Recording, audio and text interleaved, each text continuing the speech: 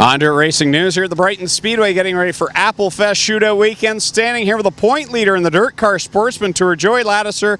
Joey, that's got to feel pretty good to hear that. You're a rookie in this division, yet you've had an amazing season. Yeah, no, we started off the season, our goal was to go for the Rookie of the Year title, and shooting maybe to try to get top 5 in the points or something, but you always have in the back of your mind, if things go well, we're competitive, we want to do well, and things have kind of gone my way. Some of the other guys have had a bit of bad luck here and there, and it hasn't crept up on us yet, so we're keeping our nose clean. Car's still pretty straight, so I think that's what I contribute my points to mostly. And you've already got one checklist soldered away, that being Cornwall Motor Speedway. Phenomenal year there as well. Same idea. I mean, we had a real close battle, me, Corey Wheeler, and Chris Herbison, and it came down to the last night. I think we're all like 12, 14 points apart or something. It just came down to the last night, and we can all look at a night and say that was a bad night for him or a bad night for him, and we had so many rainouts at Cornwall, you didn't have much room for a bad night, so I fortunately we didn't win more races than anybody else. We just tallied the most points, and that's what counts.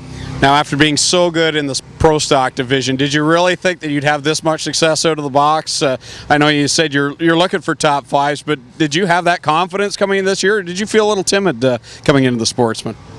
Well, fortunately for me, I had a few friends go from Pro Stock to Sportsman and have some success, so that showed me that if you can do one, you can probably do the other. And I mean, I'm a pretty competitive guy, so anything I decide I want to do, I at least put in my head that I think I can win. It's not to be cocky or arrogant. I mean, if you don't go to I think everyone in the pit goes to the track thinking they can win. And that's how I approach it. And I've got we've been racing. I might be a rookie in this, but I'm not a rookie in racing. And my dad's been racing modified since the mid '80s, so I've got a lot to lean on. The learning curve maybe is not as steep for me. Now, have you gotten some tips from the family about how to race this track in the modified? Obviously, first time for you here with the modified. What's that going to be like heading out on this track? Well, I was trying to do the math in my head. I haven't been here since my dad raced here in late models in like the early '80s, against Kirk Mowat and those guys. So it's totally not what I remember. I mean, I remember the crick, and that's about it. So Lee's been here a lot with his sprint, which not much of that really applies to what we're doing here. But he'll be here this weekend with the LaSalle team with the modified. So no, I think I'm just gonna do my normal thing.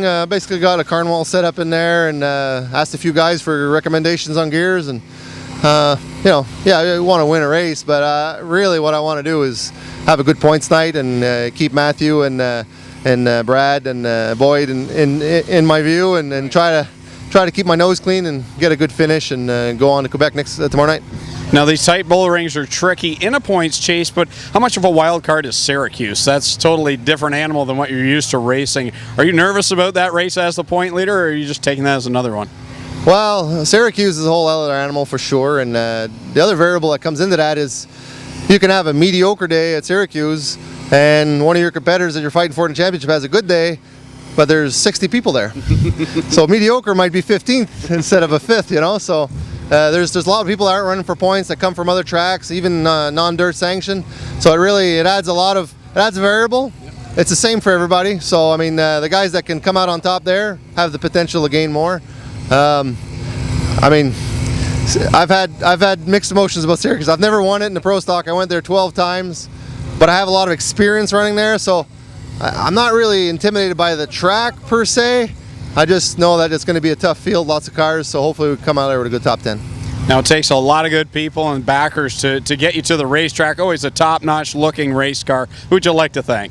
Well, I've got Mario Morissette out of Quebec. He's been helping me for many years, and he's helped me get to where I'm at. I've got Govro Topsoil also from Quebec. I got a lot of French sponsors. Some of the names you can't really pronounce them, but hey, it is what it is.